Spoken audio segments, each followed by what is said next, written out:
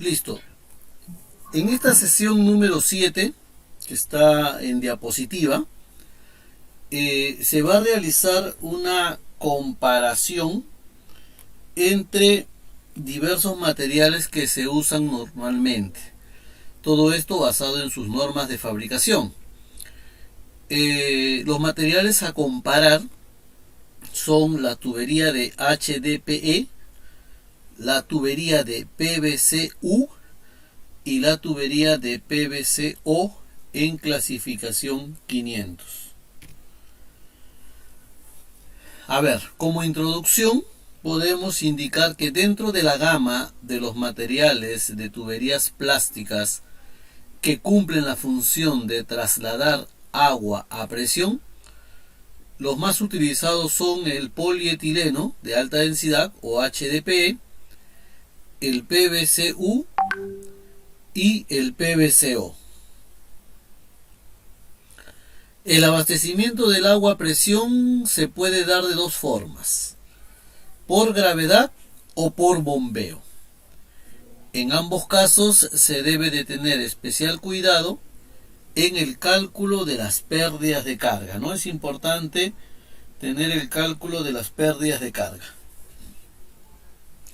Al momento de formular un proyecto de agua o riego, se deben tener en cuenta que estamos proyectando infraestructura que asegura una larga vida útil y por ende se debe contar con materiales que aseguren esta durabilidad, ¿no? Para no estar cambiando de materiales. La elevada vida útil de las tuberías viene determinada por su resistencia mínima requerida, que es un término que vamos a estudiar el día de hoy, y que se obtiene a partir de ensayos de la norma ISO 9080, que hoy vamos a ver. Por lo indicado anteriormente, el PVC-O es una tubería que presenta la más larga vida útil en operación continua, reduciendo al máximo las pérdidas de carga y que debido a su menor peso presenta inmejorables rendimientos de instalación. A continuación se presenta un comparativo de los aspectos más importantes de las tuberías mencionadas.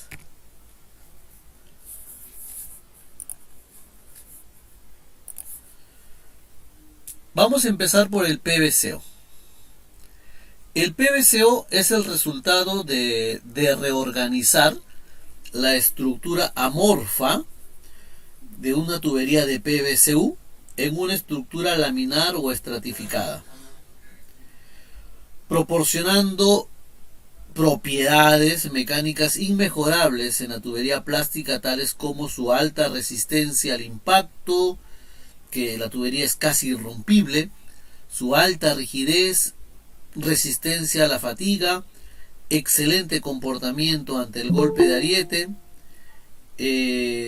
reducción de las pérdidas de carga, evita propagar la grieta y tiene una máxima flexibilidad, ¿no? Entonces, la tubería de PVC-O es el producto de llevar el PVC-U a un segundo proceso denominado orientación.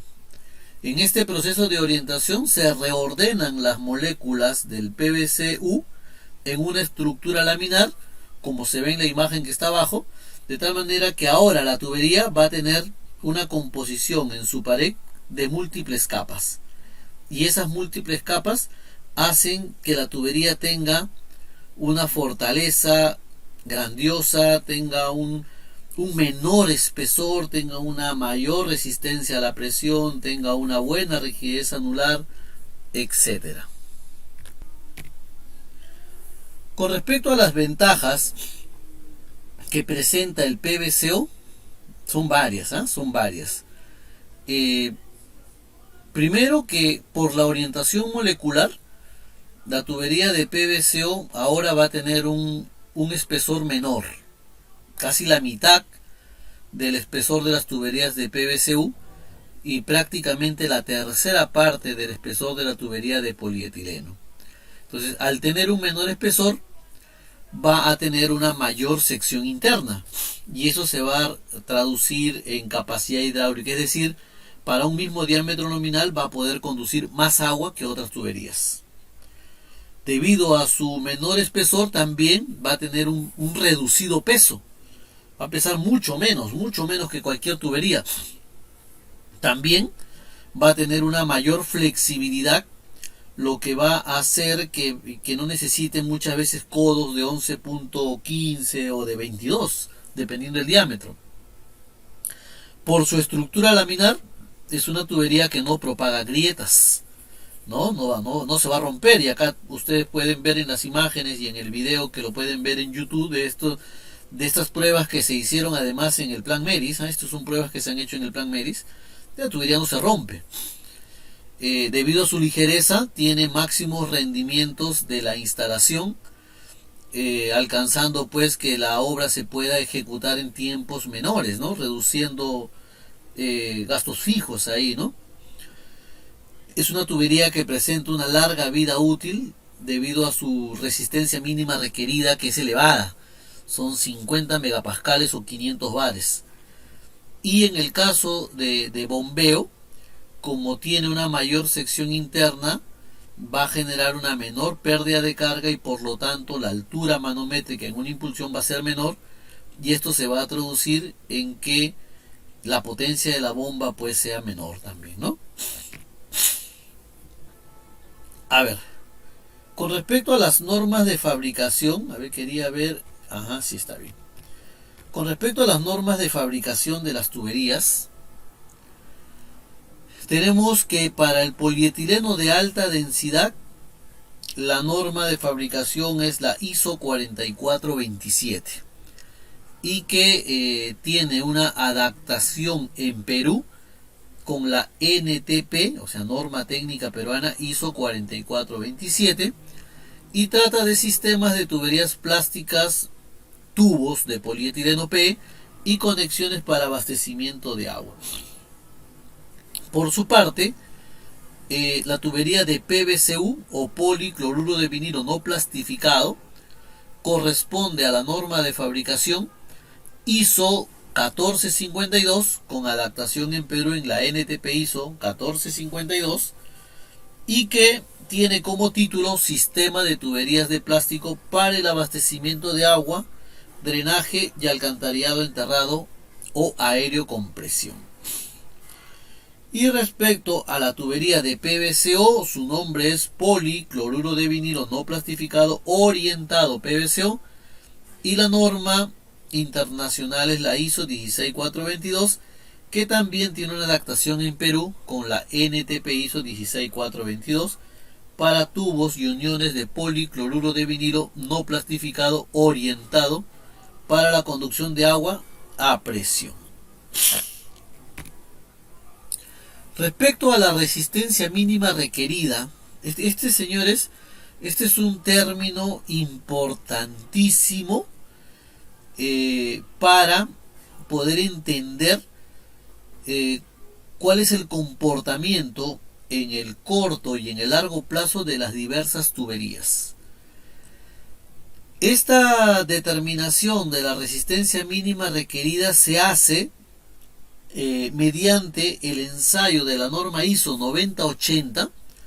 Este es un ensayo de resistencia hidrostática donde se ensayan los diversos materiales plásticos y termoplásticos en un corto plazo, es decir, se ensaya a 10 horas, se ensaya a 100 horas, se ensaya a 1000 horas y se obtiene en una escala logarítmica este comportamiento lineal para el polietileno, para el PVCU y para los PVCO, porque fíjate que hay varios PVCO. Entonces, este comportamiento lineal me permite extrapolar y proyectar el comportamiento en el largo plazo, y lo que nos interesa es cómo se va a comportar a los 50 años, porque siempre se hace un corte a 50 años. Entonces, a los 50 años se ha determinado que el polietileno P100, justamente por eso se llama P100, llega a una resistencia mínima requerida de 100 bares o 10 megapascales. Por eso se llama polietileno P100, 100 bares o 10 megapascales, ahí está, ¿no? Entonces empieza a 10 horas con un valor de aproximadamente 17, 18 megapascales y a los 50 años llega con un valor de 10 megapascales o 100 bares. Por su parte, el PBCU llega a los 50 años a 25 megapascales de resistencia o 250 bares. Fíjate que su comportamiento es mejor que el polietileno en el largo plazo. Y para el PBCO, digo para el PBCO porque son varios, ¿sabes? El PBCO tiene varias clasificaciones, como ya se les indicó en la primera clase. Aquí se cita el PBCO de clase 355, 400 y 500, ¿no? Entonces, cada uno de estos PBCO tiene una resistencia mínima requerida de 355 bares, de 400 bares y de 500 bares. Por eso es que el PBCO de Molecor se llama PBCO clase 500, porque su clase de resistencia a 50 años es 500 bares o una resistencia mínima requerida de 50 megapascales. Lo que sucede es que la resistencia mínima requerida se expresa en megapascales. Y aquí está la tabla resumen. El HDP tiene una resistencia mínima requerida de 10 megapascales, el PBCU 25 megapascales y el PBCO 50 megapascales. O sea, ¿cuál de las tuberías tiene un mejor comportamiento en el largo plazo? Lógicamente que el PBCO, y luego vamos a entender más detalles de esto. Hay dos términos que acompañan a la resistencia mínima requerida y son el esfuerzo de diseño, sigma, y el coeficiente de diseño, C. Entonces, esa división de la resistencia mínima requerida en megapascales dividido entre el coeficiente de diseño me da por resultado el esfuerzo de diseño. Esto está en las normas, lo dice las normas. ¿Y por qué lo digo? Porque este valor de esfuerzo de diseño se utiliza en las fórmulas para el cálculo de los espesores. ¿Ya? Se utiliza para el cálculo de los espesores. Y se dice que un esfuerzo de diseño pequeño requiere de espesores mayores.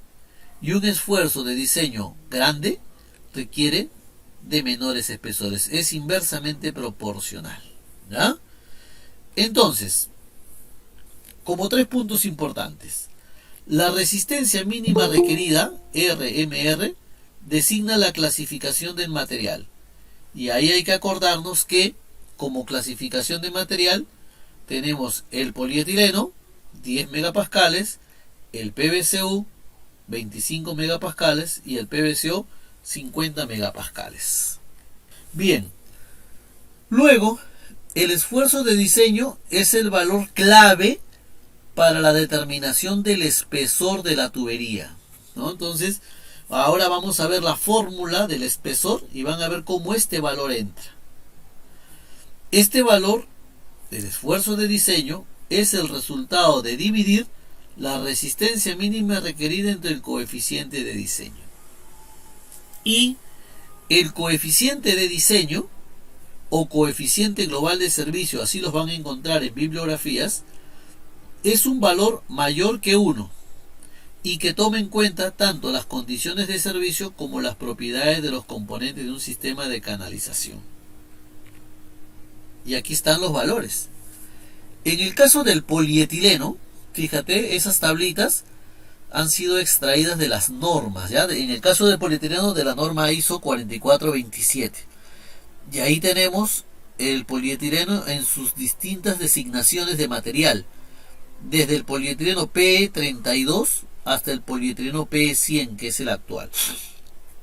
Y fíjate cómo ahí dice MRR, que significa resistencia mínima requerida, sino que está en inglés ahí.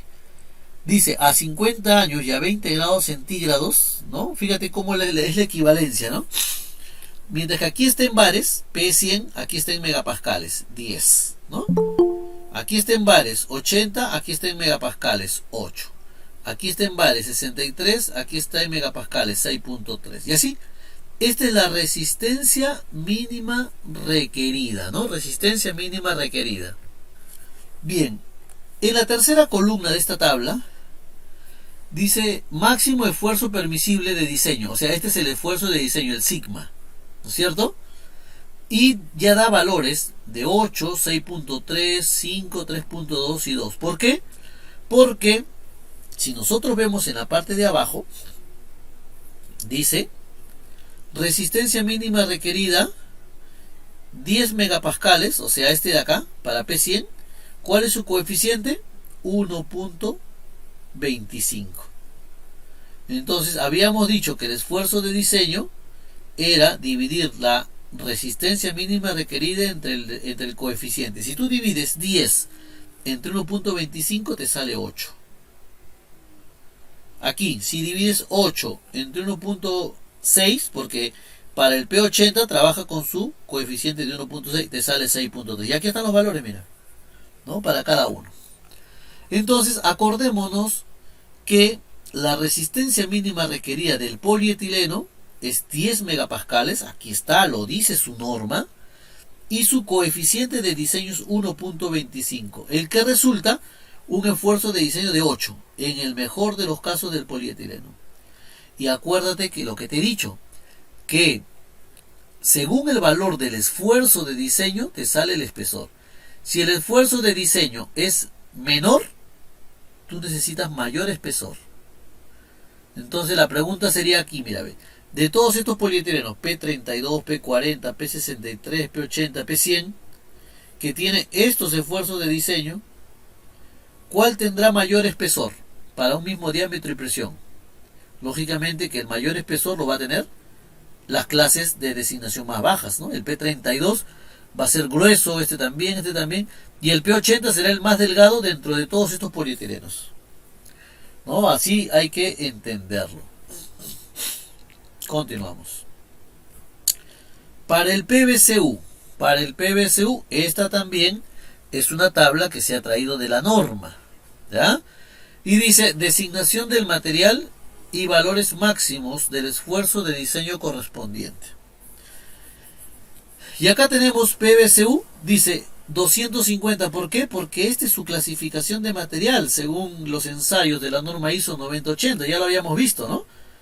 Que a 50 años el PVCU tiene una resistencia de 250 bares o 25 megapascales. Acá está en bares, acá está en megapascales, ¿ven? Resistencia mínima requerida, ¿sí?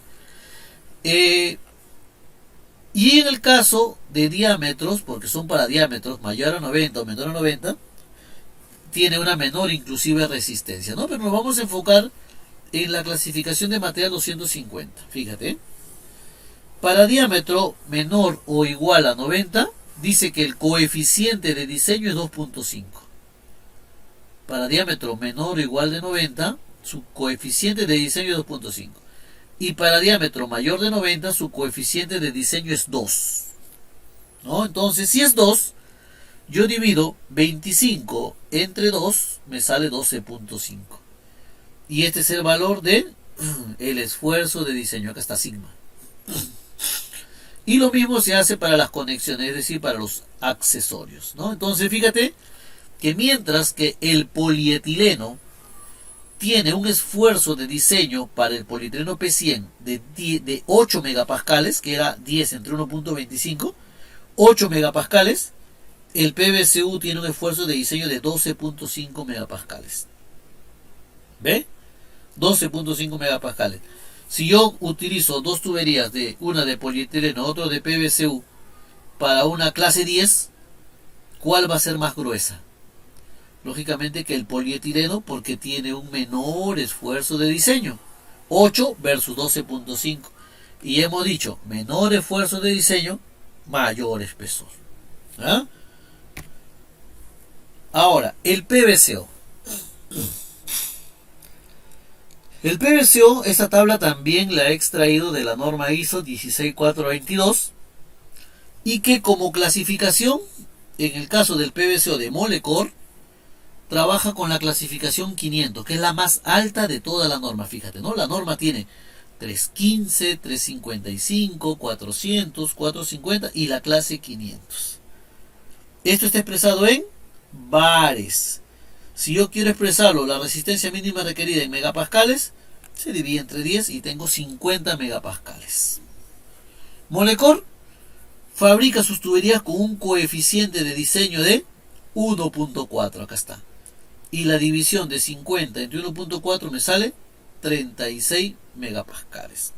O sea, que el esfuerzo de diseño de las tuberías de Molecor, ¿no? Las TON, son 36 megapascales. Entonces tengo ya tres valores. Polietileno tiene 8 megapascales. PVCU tiene 12.5 megapascales. Y PVCO tiene 36 megapascales. Mira la diferencia, ¿no? Y esto se traduce en espesores. Cuando haga el cálculo de espesor, el PVCO va a ser la tubería que tenga el menor espesor por su esfuerzo de diseño. Pero si yo tengo otros PVCO, por ejemplo, si yo tengo el PVCO clase 315 que se fabrica con coeficiente 2, voy a tener un esfuerzo de diseño de 16. Y entonces, si yo comparo estos dos PVCO, lógicamente esta clase 500 va a tener menor espesor que este de acá. Y ahí está el resumen. El PVCU de la norma ISO 1452 con coeficiente 2.0 o 2.5. El PVCO de la norma ISO 16422 con coeficientes de diseño 1.4, 1.6 o 2. Y el polietileno de la norma ISO 4427 con coeficiente de diseño 1.25. Si cito todos los materiales acá con sus resistencias mínimas requeridas respectivas y sus coeficientes de diseño, voy a obtener los esfuerzos de diseño, la división, ¿no? Y fíjate que acá de todos, el que tiene el mayor esfuerzo de diseño es 36. ¿Y qué es 36? La tubería de PVCO clase 500 con coeficiente 1.4. ¿Y qué significa este 36? Que de todas estas tuberías, esta de aquí va a ser la que tiene menor espesor para soportar la misma presión que otras tuberías necesitarían más espesor. Eso como resumen de lo que es resistencia mínima requerida, coeficiente de diseño y esfuerzo de diseño, ¿no? Espero que esto haya quedado claro. Y acá hay un ejemplo para la determinación del espesor. Mira, esta es la fórmula del esfuerzo de diseño en función de la presión, del diámetro nominal y del espesor. Si despejo de esta ecuación el espesor nominal, voy a tener que para calcular un espesor, yo necesito multiplicar la presión nominal por el diámetro nominal entre 20 veces el esfuerzo de diseño más la presión nominal. Y aquí he hecho tres cuadritos. El primero, polietileno. Mira, vamos a tener el caso de una tubería de 200 milímetros de polietileno de 16 bares. Ya sabemos que el esfuerzo de diseño del polietileno era 10 entre 1.25, 8. Y si aplico esta fórmula para el cálculo del espesor, o sea, si multiplico 16 por 200 entre 20 veces 8 más 16, voy a obtener un espesor de 18.8 milímetros. Y si yo le resto al diámetro exterior, que es 200, dos veces el espesor, voy a obtener 163.64 de diámetro interior. Si hago lo mismo para el PVCU, lógicamente que el PVCU no tiene PN16, tiene clase 15. El PVCU tiene un esfuerzo de diseño de 12.513. Si aplico la fórmula, me sale 11.32. Mira, para soportar 15 bares, el PVCU como mínimo necesita 11.32 milímetros, lo que da 177.36.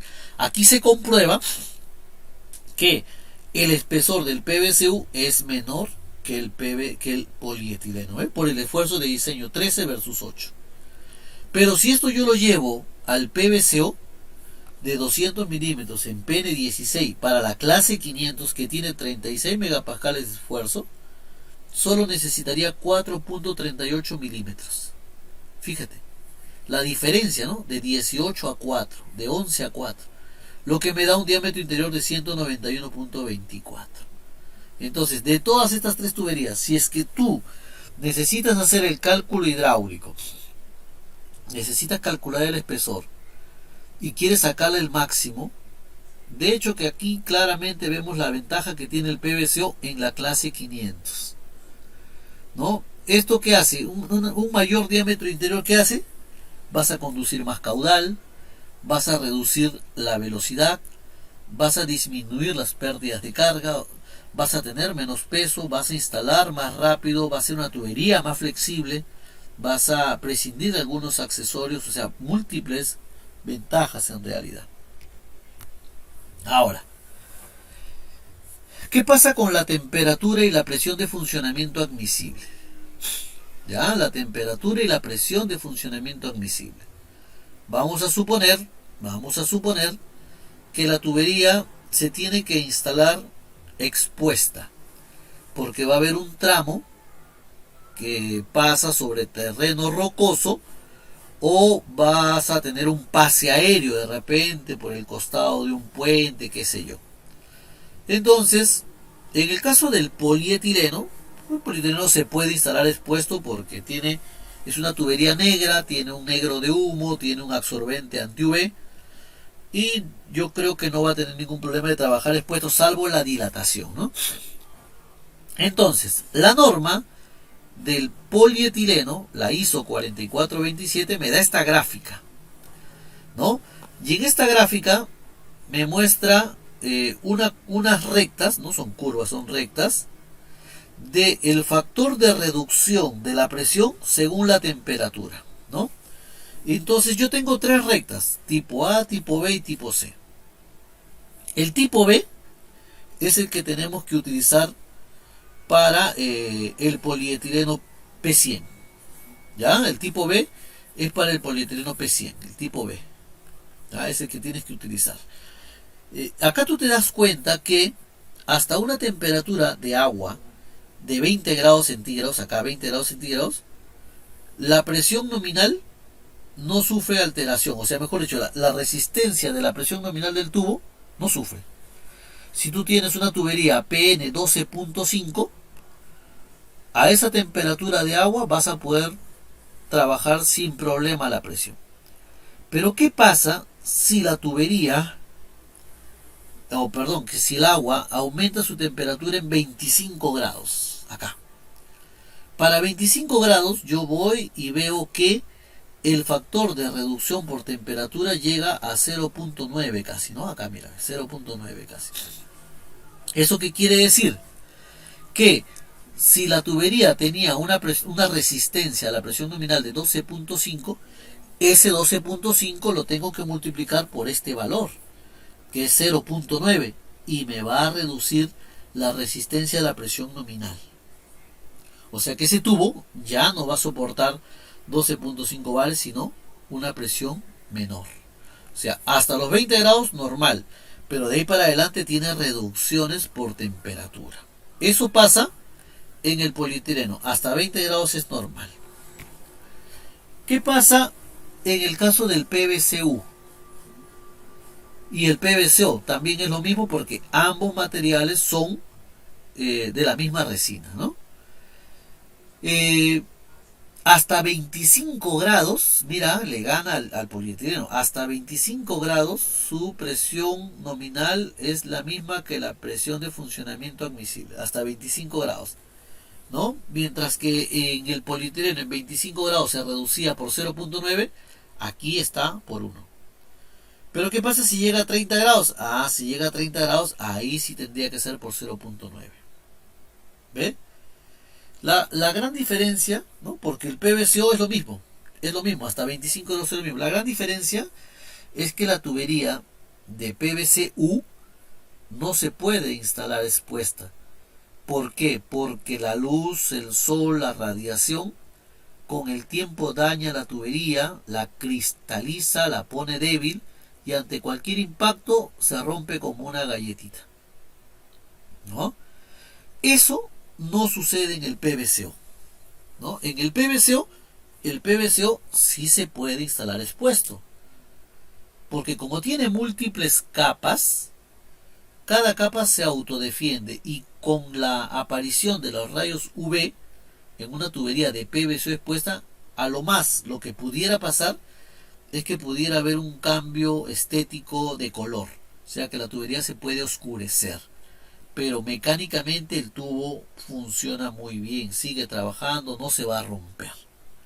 ¿Ya? Entonces esa es la influencia que tiene la temperatura en las tuberías. Ojo, cuando se instalen de manera expuesta o quizás pues la temperatura del agua sea elevada, ¿no? De la que va a llevar, ¿no? Y acá hay unos ejemplos de verificación de la presión nominal. Mira,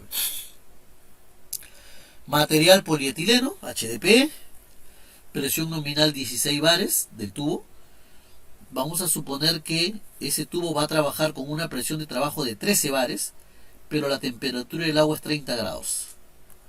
El factor de corrección es 0.81, por lo tanto si multiplico 0.81 por 16 me sale 12.90 como presión de funcionamiento admisible. Por lo tanto no cumple. Fíjate, la tubería de 16 bares trabajando a 13, por el hecho de la temperatura no va a cumplir. Y esto me llevaría a que la presión nominal del tubo tendría que ser mayor, 20 bares por lo menos, ¿no? En el caso del PVCU, 16 bares, presión de trabajo 13, temperatura 30, factor de corrección 0.88. Si multiplico me sale 14.06, lo que sí cumple, 14.06 es mayor que 13. Y en el caso del PVCO también, 14.24 es mayor que 13 y sí cumple. Solo que no es recomendable el PVCO instalar expuesto por lo que ya he indicado, ¿no? Que es así, se va a cristalizar y se va a romper. Entonces fíjate la consideración también que debes de tener en el caso de la tubería vaya expuesta, ¿ah? Respecto a la dilatación lineal, ¿no? Era otro efecto que se va a dar cuando la tubería esté expuesta, ¿no? Los materiales son plásticos, se van a dilatar, se van a contraer, ¿no? Entonces todos los materiales tienen propiedades térmicas que son inherentes y que afectan sus características dependiendo de la cantidad de calor o de frío al que estarán expuestos, ¿no? Mientras más calor se aplica, más materiales tienden a expandirse y suavizarse. Mientras más frías sean las condiciones, más tenderán a contraerse y endurecerse. Es lo que sucede con los materiales plásticos. En el caso de tuberías, lo que más nos debe preocupar es la expansión y contracción lineal, que afecta a los materiales de tuberías tanto metálicos como termoplásticos. Si no se toma en cuenta esto en tu diseño, la fluctuación de longitud puede ocasionar problemas costosos y ustedes lo habrán podido verificar en el caso del polietileno, por ejemplo. Mira, el polietileno tiene un coeficiente de dilatación lineal de 2.2 por 10 a la menos 4, ¿no? Por cada grado, ¿ah? Y esto está en milímetros, ¿no? El PRFB, 3 por 10 a la menos 5 por cada grado. El PVC y el PVCO, 8 por 10 a la menos 5 por cada grado. De acá claramente yo me puedo dar cuenta que el polietileno tiene un coeficiente de dilatación lineal mayor que todos. Entonces, si yo considero un tubo de 6 metros, 6.000 milímetros, y considero que en el caso del polietileno voy a tener una dilatación de 1.32 por cada grado, en el caso de la fibra 0.18 y en el caso del PVCO y el PVCO 0.48, ¿qué pasa si tengo un delta de temperatura de 20 grados? Esto no significa que la temperatura del agua sea 20 grados, sino que hay un delta de temperatura. Es decir, que en el día, por ejemplo, esté en 10 grados y en la tarde llega a 30 grados. Entonces 30 menos 10, 20. O que en la madrugada, la tubería está expuesta, llega a menos 10 grados y al día siguiente en la tarde llega a 30 grados, entonces tengo un delta de 40, ¿no? Entonces, según estos delta de temperatura, fíjate, si tomamos un delta aquí de 40 grados, mira, el polietileno se va a expandir, se va a dilatar 53 milímetros prácticamente por cada 6 metros, ¿ah? Por cada 6 metros, 53 milímetros. La fibra, 7 milímetros, el PVC y PVCO, 19 milímetros, ¿no? La diferencia. Por eso es que ustedes habrán visto tuberías de polietileno instaladas, expuestas como culebras, ¿no? Lo instalan bien y a los días está como culebra, ¿no? ¿Por qué? Por la dilatación y la contracción que tiene. Y esto, lógicamente, que si no se toma en cuenta, puede dañar los anclajes, los revienta los anclajes de hormigón o los anclajes metálicos que tenga, ¿no? Entonces hay que tenerlo mucho en cuenta. Respecto a las presiones nominales, las tuberías de polietileno HDPE para el polietileno P100, según la norma ISO 4427, para el polietileno P100, lo tenemos desde P10, PN10, 12.5, 16, 20 y 25, ¿no? El P80 lo tenemos en PN8, PN10, PN12, PN16, PN20 y PN25, ¿no? Por ser los más conocidos. Y también hay que tomar en cuenta que cuando hablamos de tuberías de polietileno, muchas veces te van a decir polietileno PN10 o te van a decir SDR11. Así, ¿no? En este caso, según cuál sea el tipo de polietileno, ¿no? Por ejemplo, polietileno P100 SDR17. ¿Y qué cosa es el SDR? El SDR es la división del diámetro de la tubería entre el espesor. Si tú divides para una tubería P100 cualquier diámetro entre cualquier espesor, para un PN10 te va a resultar 17, esa división. Por eso se llama SDR, es una relación adimensional.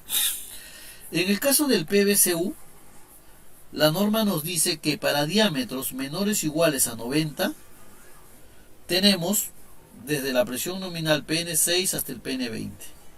Y para diámetros mayores a 90, tenemos desde el PN6 hasta el PN25. Pero esto en la práctica no se da, ¿no? Porque normalmente fabrican hasta clase 15 nada más, ¿no? No fabrican estas presiones de acá, dado de que serían muy gruesos y son muy costosos, entonces no son competitivos, ¿ya? Pero la norma sí los contempla. En el caso del PVCO, fíjate que la tabla es más grande porque ya te indiqué que el PVCO tiene 5 clasificaciones de material: 315, 355, 400, 450 y 500. Esa es la clase de material, ¿ah? Y acá, por ejemplo, este primer bloque de acá dice que es para PVCOs que se fabrican con coeficientes de 1.6. ¿Ve? Y acá está cuáles son las presiones que se fabrican si es que la clase de PVCO es 315. Molecor está ubicado acá, coeficiente 1.4. Y fabrica en la clase 500, mira, ¿ve? 500 con 1.4, entonces, ¿cuáles son las presiones que se fabrican? 12.5, 16, 20 y 25. Por eso es que nosotros fabricamos solo estas presiones, ¿ve? Y aquí también hay PVCO con coeficiente 2. Y también en diversas clasificaciones están las presiones que se fabrican también, ¿no? Entonces, esta tabla también es extraída de la norma y es cuestión de aprender a interpretarlo nada más, ¿ya? Esto yo les voy a pasar también las normas para que las tengan. Respecto a la instalación de las tuberías, en el caso del polietileno, tenemos un tipo de instalación que se llama electrofusión, ¿no? Y esta electrofusión es una soldadura ¿no? eléctrica, con corriente eléctrica de baja tensión, por unas espiras metálicas en los accesorios electrosoldables. Es decir, acá, esto es como un manguito donde se coloca un tubo por acá y acá están los electrodos, ¿no? Acá se coloca esta corriente acá y por acá hay filamentos que hacen que se derrita este material y se funda con el polietileno, ¿no? Esa es su primera tipo de instalación. Esta es una instalación que es cara, pero que te soluciona un problema puntual, ¿no? Porque muchas veces no puedes llevar una máquina de termofusión y tienes que hacer una reparación puntual, entonces llevas tu equipo de electrofusión, tu acople y listo, se acabó el problema. Tenemos el otro tipo de instalación para el polietileno, que es la termofusión. Y esta termofusión también la llaman soldadura a tope, ¿no? ¿Esto cómo se hace? Entonces aquí en el medio hay un plato calefactor, ¿no? Que se calienta. A ambos extremos hay una tubería por acá, acá está sujetado. Este plato calefactor calienta, derrite ambos extremos de cada tubería, se levanta el plato y se corre las tuberías, formándose unos labios de unión, ¿no? Entonces, normalmente se usa para tuberías pequeñitas desde 25 milímetros hasta 1600, ¿no? La desventaja es que se necesita personal calificado, necesitas espacio porque según el diámetro que tengas el equipo cada vez es más grande, necesitas equipo de izaje para las tuberías, necesitas respetar tiempo de calentamiento de las tuberías, de la placa, y una vez que pegas el tiempo de enfriamiento para que las moléculas se entrelacen. O sea, si es que haces algo correcto en termofusión, no vas a tener altos rendimientos, ¿no? Vas a tener rendimientos moderados bajos. Y esto es justamente lo que muchas veces no se respeta porque los contratistas tratan de avanzar. Una vez que pegan el tubo, lo enfrían con agua, le echan agua, lo enfrían y avanzan y no hacen un correcto enfriamiento, y de ahí en el futuro esto empieza a fallar, ¿no? Entonces hay que tener bastante cuidado. Con respecto a la instalación de las tuberías de PVC-U, se utiliza el método de espiga campana con lubricante. Esto ustedes ya lo habrán visto, ¿no? Se limpia la campana, se limpia el anillo, se echa lubricante en la espiga y en la campana y se inserta. El macho se inserta en la hembra y lógicamente que el anillo tiene que estar previamente instalado. Eso tanto para el PVC-U como para el PVC-O. La ventaja es que son uniones bastante rápidas, ¿no? Porque como los tubos son bastante ligeros, baja rápido a la zanja, se echa el lubricante y se embona, ¿no? Y se sigue avanzando. Aquí no hay que esperar tiempo de enfriamiento, no se necesita mano de obra calificada. Cualquier peón, cualquier obrero con mínimo conocimiento, una mínima preparación lo puede instalar. Con respecto a la capacidad hidráulica, aquí he hecho un versus. Polietileno versus PVC-O 12.5. Mira, aquí he puesto por este lado la tubería de polietileno para presión nominal 12.5 en P100 en diámetros desde 90 hasta 1000. Estos son los espesores para esta presión, el diámetro interior y la sección hidráulica. Y por acá he puesto el PVC-O también para la misma presión 12.5, sus espesores, su diámetro interior y su sección hidráulica. Y vamos a ver que el resultado es 28%. ¿Este 28% qué significa?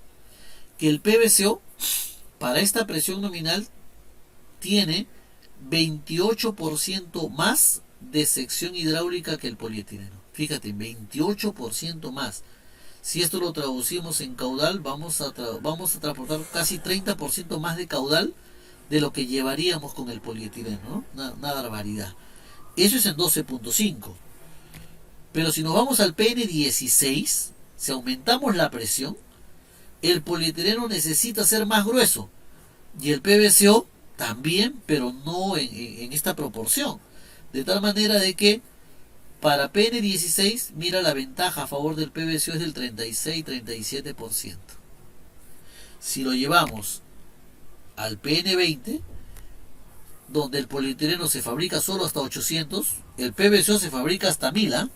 Pero lo he cortado en 800 para comparar hasta donde se fabrica el polietileno. Mira, el PVC-O tiene a favor 48%, o sea, casi la mitad de caudal de más, ¿no? Una barbaridad.